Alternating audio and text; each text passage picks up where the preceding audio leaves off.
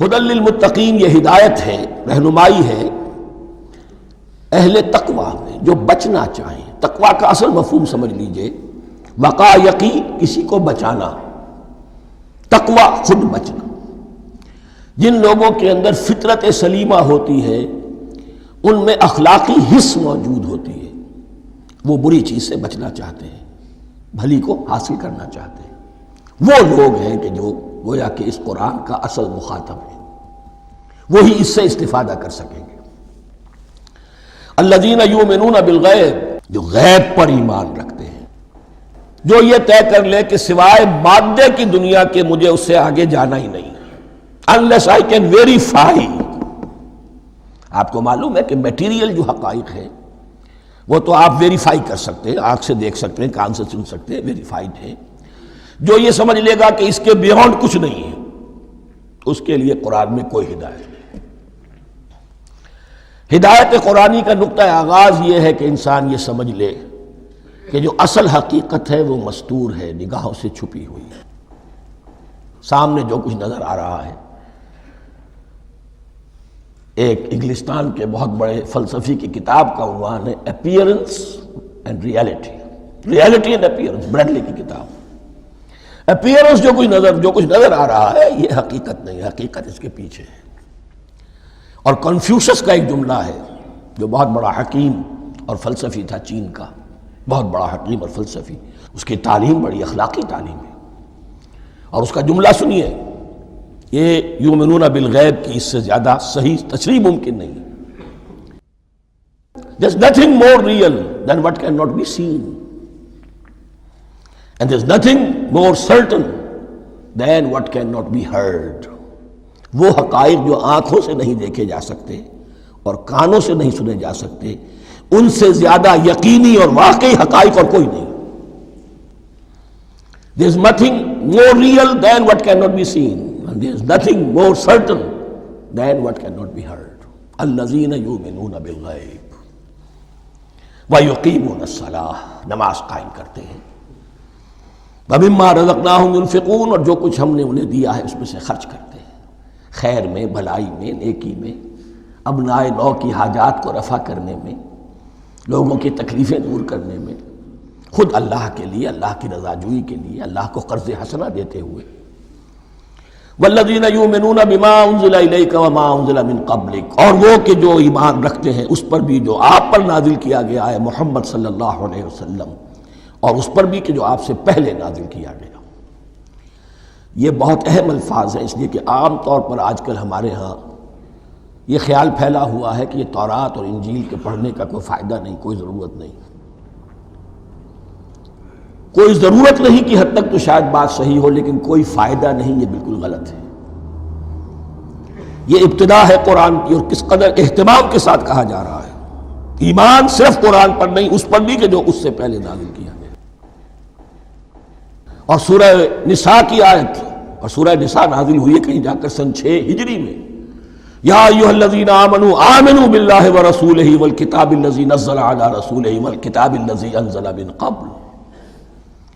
تو اس سے ایمان جو ہے تورات پر اور انجیل پر اور زبور پر اور صحف ابراہیم پر، اجمالی ایمان کی جو اہمیت ہے اس کو اچھی طرح سمجھ لیجیے۔ البتہ یہ ہے کہ چونکہ ہم سمجھتے ہیں اور جانتے ہیں کہ ان کتابوں میں تحریف ہو گئی ہے، لہذا ان کتابوں کی کوئی شے قرآن پر حجت نہیں ہوگی۔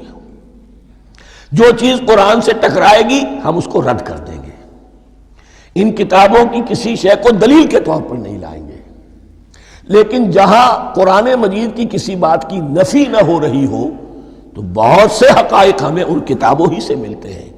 انبیاء کے مابین جو زمانی ترتیب ہے، کرونالوجیکل آرڈر جو ہے، وہ تو ہمیں تورات سے ملتا ہے، قرآن میں تو نہیں۔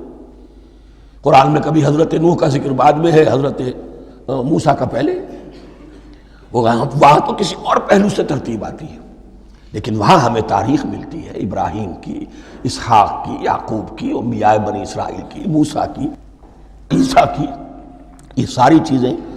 تو اس کی اہمیت جو ہے اس کو سمجھ لیجئے۔ والذین یؤمنون بما انزل الیک وما انزل من قبلک وبالآخرۃ ھم یوقنون، آخرت پر وہ یقین رکھتے ہیں۔ نوٹ کرنے والی بات کیا ہے کہ باقی سب چیزوں کے لیے لفظ ایمان آیا، آخرت کے لیے ایقان کیوں؟ واقعہ یہ ہے کہ انسان کے عمل کے اعتبار سے سب سے زیادہ مؤثر شے ایمان بالآخرہ ہے۔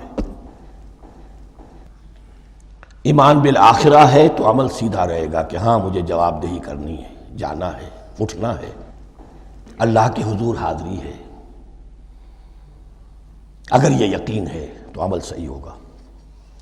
اس میں کمی ہو گئی تو توحید جو ہے وہ بھی بس ایک عقیدہ، ایک ڈوگما بن کے رہ جائے گی۔ ایمان بالرسالت بھی بدعات کو جنم دے گا۔ عید میلاد نبی منا لیجئے اور کچھ عشقیہ اشعار کہہ دیجئے، نعتیہ اشعار کہہ دیجئے، اللہ اللہ خیر صلی اللہ، یہ ایمان بالرسالت کے مظہر ہوں گے۔ عمل انسان کا درست ہوتا ہے آخرت کے یقین کے ساتھ۔ وَبِالْآخِرَةِ هُمْ يُوقِنُونَ، آخرت پر انہی کا یقین ہے، انہی کا یقین ہے۔ یہ حصر بھی ہے اس اعتبار سے کہ یہودی میں مدعی تھے کہ ہم آخرت پر یقین رکھتے ہیں، یہاں کنٹراسٹ دکھایا جا رہا ہے، آخرت پر یقین رکھنے والے یہ لوگ ہیں۔ اور تعویل خاص کے اعتبار سے وہ لوگ موجود ہیں تمہاری نگاہوں کے سامنے۔ 13 برس کی محنت کی کمائی محمد الرسول اللہ صلی اللہ علیہ وسلم کی، اس کتاب کی، یتلو علیہم آیاتہ ویزکیہم ویعلمہم الکتاب والحکمہ، اس کا جو نتیجہ ہے وہ تمہارے سامنے ہے۔ اولئک علی ھدی من ربہم، یہ وہ لوگ ہیں جو اپنے رب کی طرف سے ہدایت پر ہیں۔ وہ ابتدائی ہدایت بھی ان کے پاس تھی اور یہ تکمیلی ہدایت بھی، قرآن پر بھی ان کا یقین پورا ہے اور محمد کا اتباع بھی وہ کر رہے ہیں۔ وَأُولَئِكَ هُمُ الْمُفْلِحُونَ، اور یہی وہ لوگ ہیں جو فلاح پانے والے ہیں۔ فلاح کا لفظ بھی قرآن مجید کی بڑی اہم اصطلاح ہے، منزل مراد کو پہنچ جانا، کسی باطنی حقیقت کا عیا ہو جانا۔ اسی لیے اس پر پھر گفتگو انشاءاللہ ہوگی سورہ مومنون کے شروع میں، لیکن یہ کہ فلاح پانے والے، کامیاب ہونے والے اصل میں یہی لوگ ہیں۔ تو گویا کہ تعویل خاص میں صحابہ کرام کی طرف اشارہ ہو گیا، تعویل عام میں ہر شخص کو بتا دیا گیا اگر قرآن کی ہدایت سے مستفید ہونا ہے تو یہ اوصاف اپنے اندر پیدا کرو۔